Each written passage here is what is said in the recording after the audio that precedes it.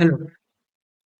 तो हमारा आज का टॉपिक है रिकर्सन। रिकर्सन एक फंक्शन कॉन्सेप्ट है। जब हम किसी भी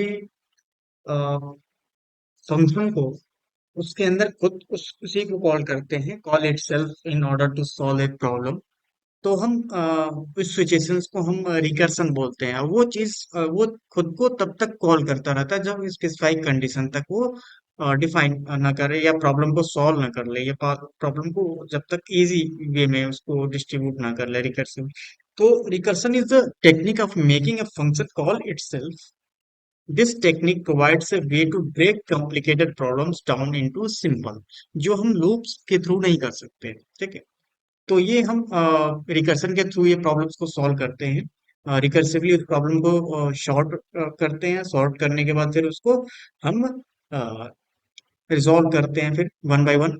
देन रिजॉल्व करने के बाद फिर हम उस मेन प्रॉब्लम को सॉल्व कर लेते हैं। देन रिकर्सन में be bit difficult to understand. The best way to figure out how it works it experiment with it. तो मोस्टली मैं कहूँ कि अगर डिफाइन करना है कि अ, इसके कॉन्सेप्ट को समझना है, रिकर्सन के कॉन्सेप्ट को समझना है, तो आपको मोस्टली आपके जितने भी प्रॉब्लम्स हैं उस प्रॉब्लम्स को आप रिकर्सन के थ्रू या ऐसे प्रॉब्लम जो रिकर्सन के थ्रू सॉल्व हो सकते हैं उन प्रॉब्लम्स पे ज्यादा से ज्यादा जब हम वर्क करेंगे तब इसको हम एक्सपीरियंस कर सकते हैं कि रिकर्सन कैसे काम करता है या उसको कैसे सॉल्व कर सकते हैं। ठीक है। क्लियर। अब हम एक रिकर्सन का एक स्मॉल एग्जांपल हम डिफाइन कर लें कि अगर रिकर्सन हमको डिफाइन करना है तो किसके थ्रू अप्लाई हो सकता है। ठीक। तो रिकर्सन अगर हम डिफाइन करें, देखिए हमने एक फंक्शन बनाया इंटीजर सम। ठीक। और मैंने एक वेरिएबल यहाँ पे बना लिया, पैरामीटर वेरिएबल। तो इसमें मैंने ये कहा कि जो वेरिएबल पास करूंगा जब तक वो ग्रेटर देन जीरो रहेगा तब तक रिटर्न के प्लस सम। और सम का मतलब वो सम फंक्शन उसमें हमने फिर कॉल किया, जिसके थ्रू हम डिफाइन कर रहे हैं कि जो भी हमारा सम फंक्शन होगा वो जो के वैल्यू होगी उसमें माइनस करके हम रिकर्सिवली डालते रहेंगे। ठीक है। तो माइनस करके अगर रिकर्सिवली डाल रहा है, अगर मैंने 5 डाला फर्स्ट टाइम तो 5 प्लस 5 - 1 होगा। फिर उसके अंदर फिर वो आएगा तो फिर आपका वो 4 - 1, 3 - 1, इस तरीके से वो जीरो तक डिफाइन होगा। जैसे ही जीरो होगा तो रिटर्न जीरो वो डिफाइन करेगा। तो इस तरीके से लास्ट में वो क्या होगा, सम आपका जितने भी नंबर्स हैं जो आप नंबर दोगे उतने तक वन तक वो नंबर सम करके आपको डिफाइन करता है एज अ रिजल्ट। ठीक है। तो इस तरीके से हम अप्लाई कर सकते हैं। तो ये चीज कैसे अप्लाई करेंगे, तो मान लो हमको एक फंक्शन डिफाइन करना हो, तो मैंने यहाँ पे लिख दिया void रिटर्न करना है, तो मैं इंटीजर टाइप रिटर्न डिफाइन करूंगा और मैं लिखूंगा यहाँ पे सम। और मैंने यहाँ पे लिख दिया इंटीजर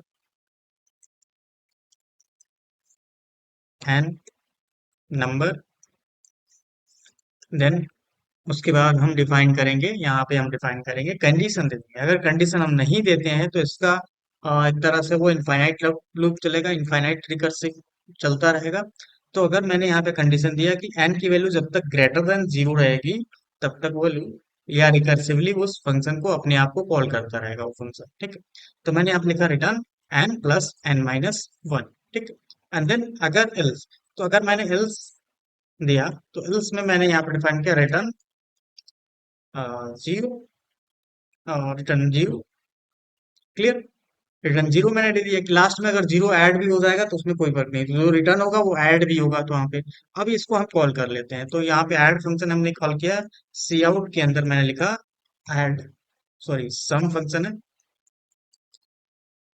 और इसके अंदर मैंने यहाँ पे अगर मैंने 10 दिया तो देखिए इसका रिजल्ट क्या आएगा। 10 का रिजल्ट क्या आएगा, 55। सम ऑफ वैल्यू, तो जो हम वैल्यू दे रहे हैं 10, तो 10 का मतलब 1 से लेकर के 10 तक कितनी वैल्यूज होंगी वो डिफाइन होगा। ठीक। तो इस तरीके से हम डिफाइन कर सकते हैं। अब ये जो दो वैल्यूज है, जैसे मैंने ये जो वैल्यूज दिए, ठीक, तो एक तरह से क्या है कि ये 10 बाय डिफॉल्ट वन फिक्स है। तो 1 से लेकर के 10 तक वो क्या करेगा, सम डिफाइन करेगा। लेकिन अगर मुझे डिफाइन करना है कि मुझे रेंज देना हो और रेंज के थ्रू वो डिफाइन करना है कि वो सम निकाले और वो रिकर्सन के थ्रू ही होना चाहिए, तो कैसे होगा। तो इसमें थोड़ा सा हम चेंज करते हैं। तो यहाँ पे लिख दूंगा सम रेंज। तो मैंने लिख दिया इंटीजर सम रेंज। फंक्शन का नाम सम रेंज है। और मैंने लिख दिया integer star and then integer दो पैरामीटर मैंने बनाया, इंटीजर एंड। एक, एक प्रॉब्लम हम और देख लेते हैं, इंटीजर एंड। और मैंने यह डिफाइन किया, अगर इफ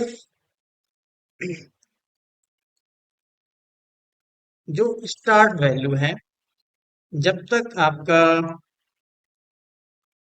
ग्रेटर देन और इक्वल एंड है, तब तक ये लूप चलता रहेगा। और मैंने लिख दिया यहाँ पे return,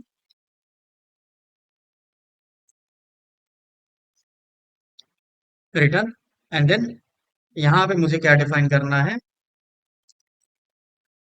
start plus, start plus सम रेंज। और सम रेंज आपका स्टार्ट प्लस वन हो जाएगा, एंड देन एंड सेम रहेगा, एंड कभी नहीं चेंज हो। ठीक। एंड देन एल्स, तो एल्स हमने लिख दिया रिटर्न जीरो। तो ये भी डिफाइन कर सकते हो। तो अगर मुझे सम रेंज देना हो तो मैंने लिख दिया सी आउट। यहाँ पे आप एंडल लिख लेना लाइन चेंज करने के लिए। और यहाँ पे मैंने लिख दिया सी आउट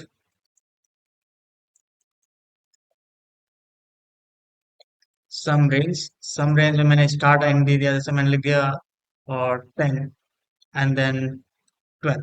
10 से लेकर 12 तक मुझे नंबर को सम करना है। तो 10, 11 और 12 कितना होगा टोटल। अब देखो यहाँ पे सम रेंज हमने दिया है, स्टार्ट प्लस दिया हुआ है। तो स्टार्टिंग हमने क्या दिया हुआ है, यहाँ पे स्टार्टिंग 10 दिया हुआ है। तो 10 अगर, सॉरी, यहाँ पे हमने कंडीशन गलत दे दिया है, लेस देन आर इक्वल होगा। ठीक। जब तक लेस देन आर इक्वल रहेगा। अब यहाँ पे हम रन करते हैं। तो देखिए अब रिजल्ट आ रहा है। तो 10 प्लस 11 कितना हो जाएगा आपका, 21 हो जाएगा। और 21 और 12 कितना हो जाएगा, 33 हो जाएगा। ठीक। तो इसका रिजल्ट आपका 33 होगा। इस तरीके से आपका ये रिजल्ट आ जाएगा, 10 प्लस 11 प्लस 12। ठीक। तो ये रेंज हो गया। और इसमें क्या हो रहा है, इसमें एक से लेकर के, जैसे अगर मैं 5 लिख रहा हूँ, तो वो 1 से लेकर के, बाय डिफॉल्ट 1 से लेकर के वो डिफाइन कर रहा है। तो यहाँ पे 1 plus 2 plus 3 plus 4 plus 5 equal क्या आ जाएगा आपका, 15 आ रहा है। और यहाँ पे आपका 33 आ गया। क्लियर। तो इस तरीके से हम रिकर्सन का यूज करके बहुत सारे प्रॉब्लम को सॉल्व कर सकते हैं। ठीक। तो जैसे कि आपको फैक्टोरियल भी निकालना हो, फैक्टोरियल अगर मुझे निकालना हो तो फैक्टोरियल भी मैं रिकर्सन के थ्रू निकाल सकता हूँ। तो वो कैसे डिफाइन करेंगे, तो यहाँ पे मैं एक फैक्टोरियल का फंक्शन बना लेता हूँ, लिख देता हूँ मैं फैक्टोरियल। ठीक। और इसमें मैं एक पैरामीटर डिफाइन कर लेता हूँ, integer N.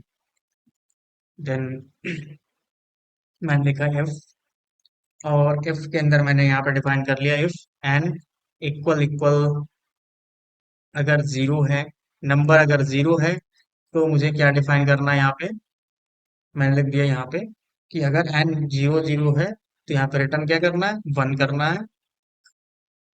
Clear. Return one करना है। अदरवाइज मैं लिखूंगा एल्स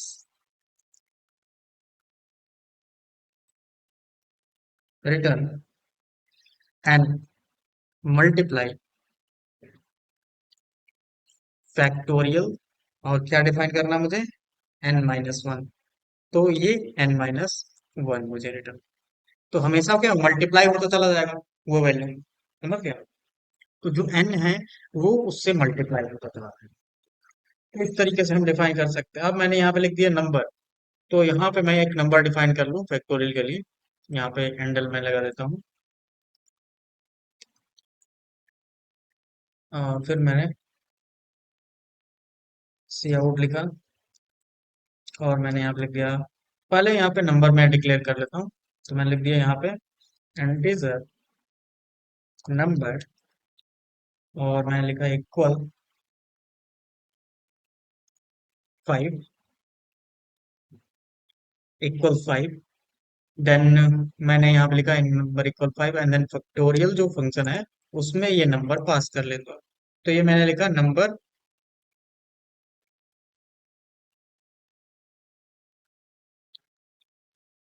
नंबर पास किया। और इसके पहले मैंने लिख दिया फैक्टोरियल ऑफ, उसके मैंने लिख दिया फैक्टोरियल ऑफ नंबर एंड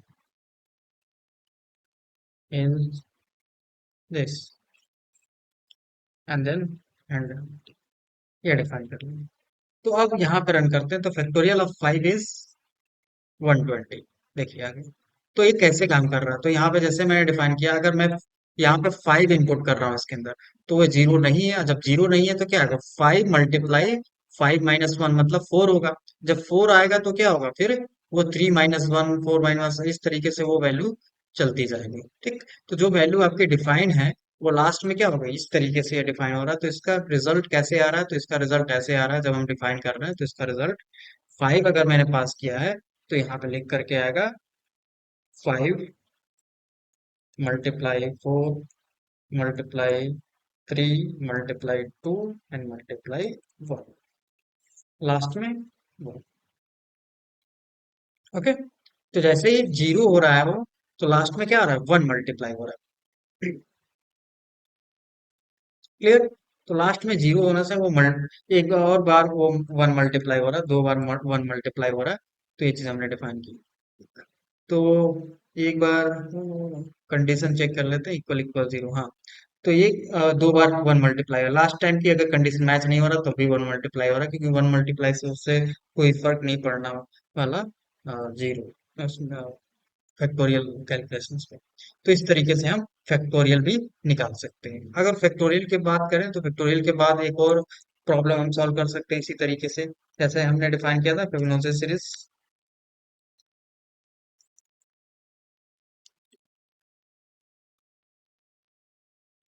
आपकी सीरीज सीक्वेंस,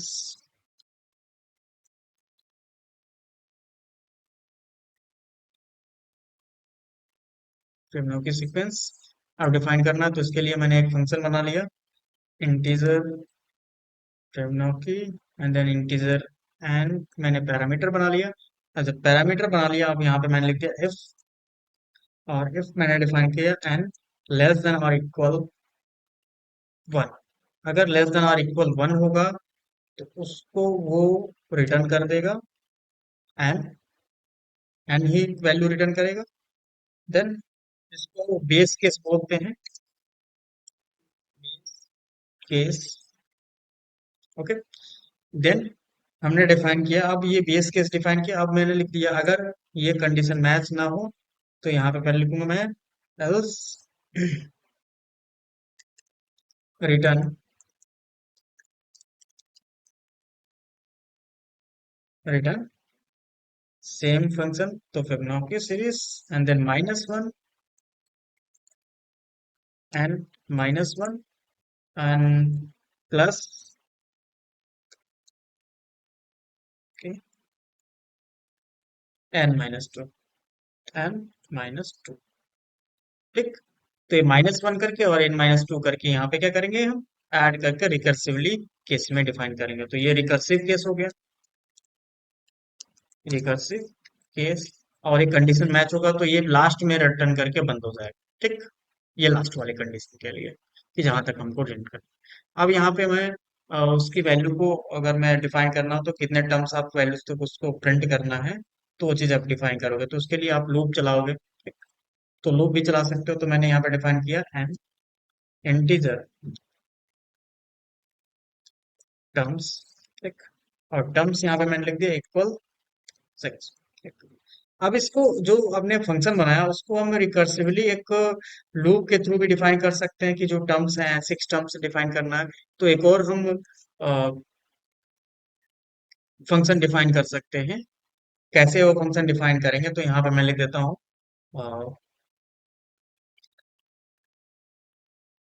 इंटीजर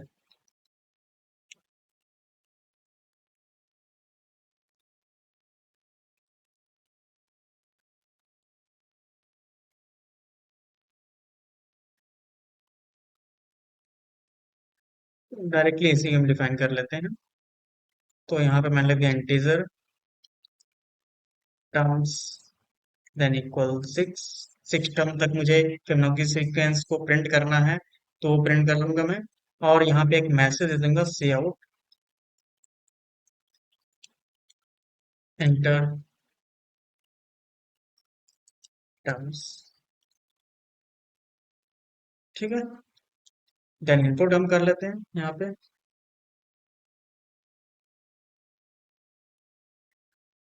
तो मैं डायरेक्टली हमने इनपुट दे ही दिया है, तो इसके लिए जरूरी नहीं है। ठीक, इनपुट दे ही दिया तो इंटर टर्म्स नहीं, मैं यहाँ पे लिख देता हूँ Fibonacci sequence.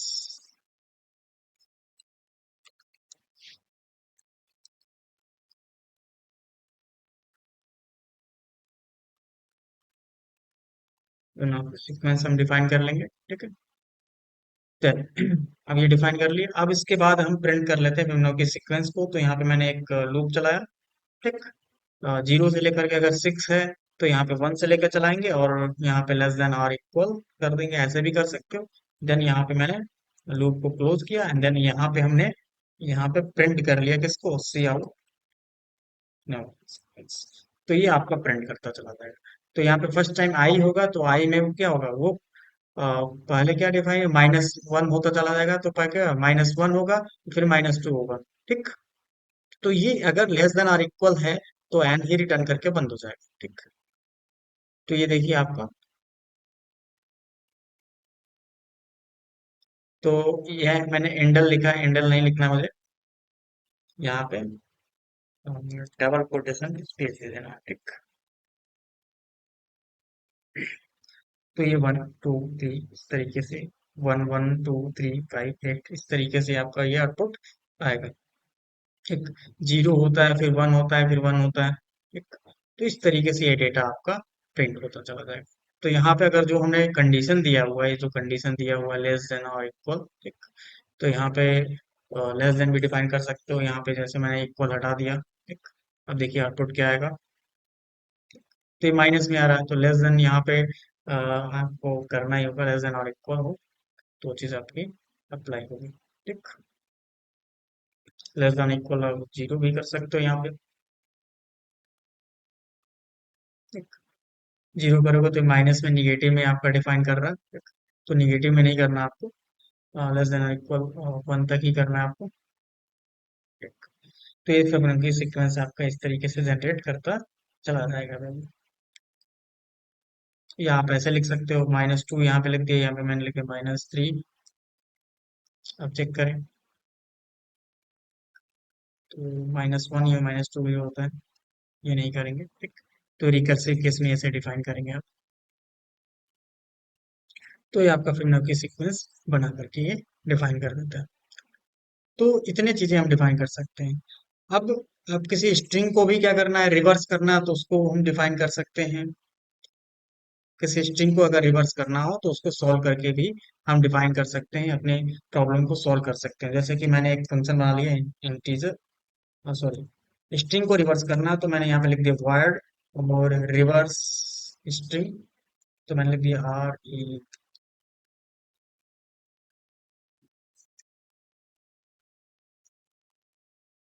Reverse string, function का नाम हो गया। और यहाँ पे मैंने लिख दिया स्ट्रिंग और एम्परसेंड, मतलब रेफरेंस दूंगा, रेफरेंस वेरिएबल बना रहा हूँ, तो इससे क्या होगा कि जो इसके अंदर चेंजेस होंगे वो एक्चुअल वेरिएबल में भी चेंजेस होंगे। और मैंने लिख दिया integer start and then integer end, ये डिफाइन कर लिया, integer start and integer end. अब उसके बाद मैं यहाँ पे पास करूंगा if start is greater than और इक्वल एंड, कि जब तक वो ग्रेटर देन या इक्वल एंड है तब क्या होगा, वो फंक्शन को बंद कर देगा। कि जैसे ही स्टार्ट ग्रेटर देन या इक्वल हुआ एंड के, तो वो बंद हो जाएगा। एल्स, अब अगर नहीं है तो यहाँ पे मैंने लिख दिया स्वैप। तो स्वैप फंक्शन यहाँ पे मैं यूज कर रहा हूँ, तो इसके लिए मुझे स्ट्रिंग यूज करना पड़ेगा, स्ट्रिंग का। तो मैं लिख दूंगा हैश इंक्लूड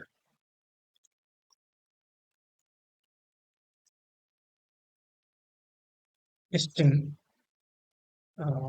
स्ट्रिंग, और उसके बाद स्वैप, स्वैप फंक्शन एक होता है, तो स्वैप फंक्शन हम यूज कर सकते हैं यहाँ पे। तो मैंने लिख दिया यहाँ पे स्वैप। अब स्वैप फंक्शन में देखो क्या होता है, एक पॉइंटर एक्सेप्शन होता है, तो क्या क्या चीजें आपको पास करते हैं, तो यहाँ पे स्टार्ट और एंड यहाँ पे डाल देंगे तो स्वैप करता चला जाएगा। तो मैं लिखूंगा यहाँ पे str, जो हमारा वेरिएबल है str, और उसमें मैं डालूंगा स्टार्ट और यहाँ पे कॉमा, स्वैप करना है, और str कॉमा एंड। ठीक, उसको वो स्वैप करता चला जाएगा, आपस में वो स्वैप कर देगा।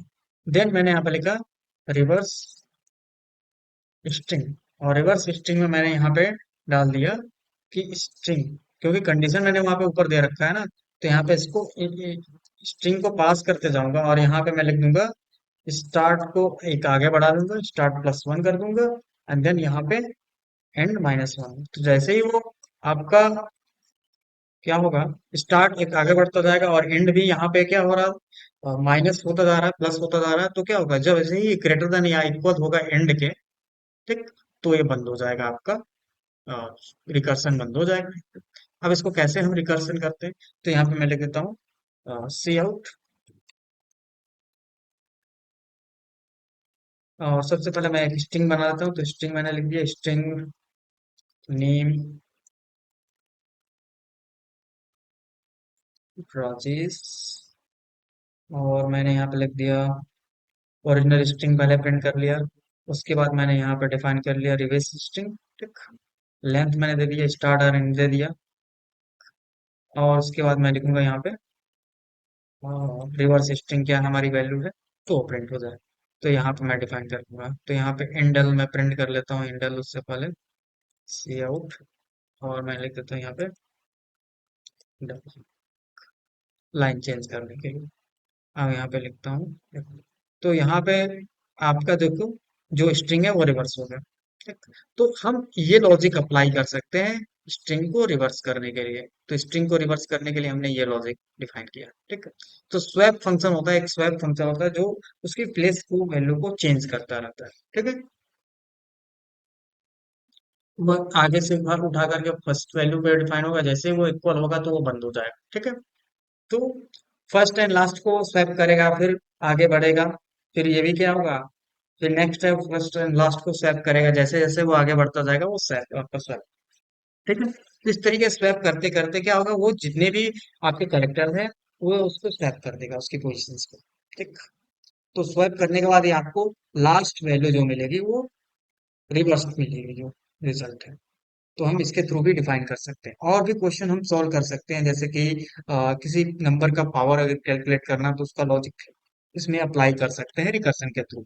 जैसे कि मैंने यहाँ पे लिखा इंटीजर, और पावर लिखा फंक्शन का नाम, कि पावर कैलकुलेट करना है मुझे, और मैंने इंटीजर एक्स दे दिया और यहाँ पे इंटीजर एन दे दिया, ठीक, start end close.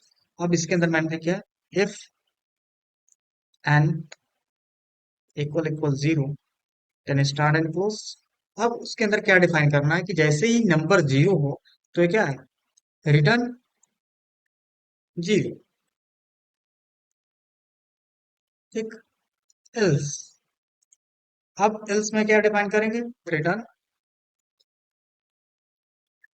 X multiply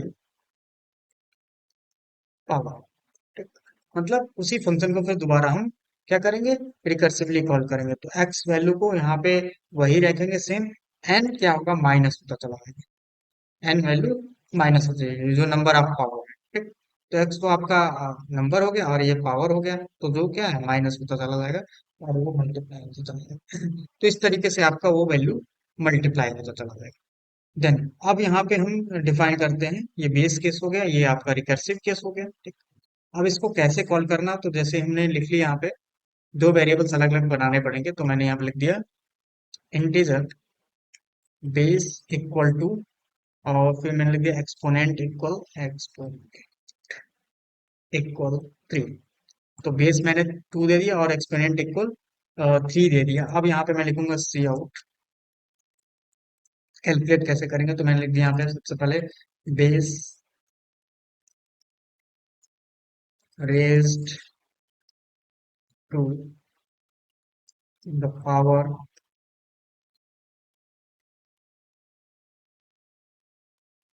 exponent, ठीक, एक्सपोनेंट। और यहाँ पे फिर मैं लिखूंगा इज, और उसके बाद जो पावर कैलकुलेट होगा, तो पावर कैलकुलेट करने के लिए पावर फंक्शन को हम यूज करेंगे। और पावर फंक्शन में सबसे पहले हम बेस डालेंगे, बेस और एक्सपोनेंट। क्लियर? तो बेस 2 है और यहाँ पे एक्सपोनेंट 3 है। अब यहाँ पे हम रन कर लेते हैं फंक्शन को। तो ये पावर फंक्शन है जो आप देखो। तो 2 to the power of 3 is 0।